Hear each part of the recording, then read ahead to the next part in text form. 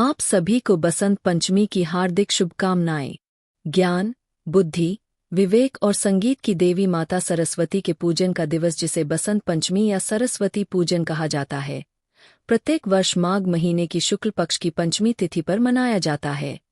इस दिन के उत्सव के मुख्यतः दो कारण हैं। पहला माता सरस्वती का जन्म दिवस और दूसरा बसंत ऋतु की शुरुआत। इस दिन मुख्य रूप से माता सरस्वती की पूजा की जाती है। श्रद्धालु उपवास रखते हैं और पूजा के समय बसंत पंचमी की कथा भी जरूर सुनते हैं। चलिए आपको बताते हैं बसंत पंचमी की व्रत कथा।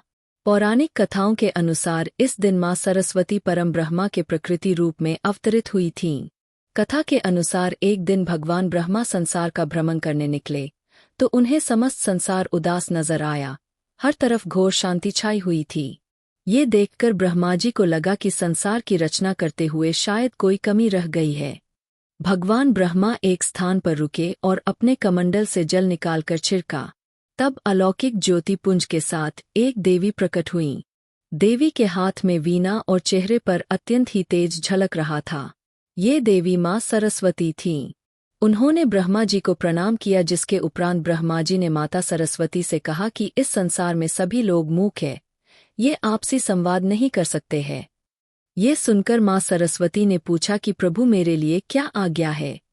तब ब्रह्मा जी ने मां सरस्वती से कहा कि वे अपनी वीणा से इन्हें ध्वनि प्रदान करें, जिससे इनके बीच संवाद हो सके और ये एक दूसरे की भावों को समझ सके।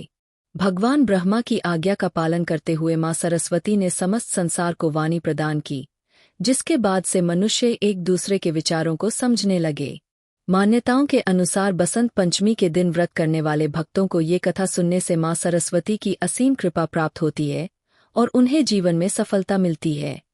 बसंत पंचमी को माता सरस्वती का जन्म दिवस माना जाता है। इस दिन सुबह ब्रह्मा मुहूर्त में स्नान करने के बाद पीले वस्त्र धारण करना शुभ होता है।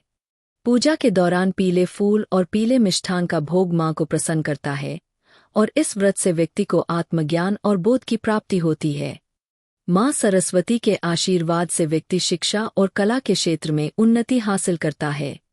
इस दिन शिक्षण संस्थानों में सांस्कृतिक कार्यक्रमों का आयोजन भी होता है।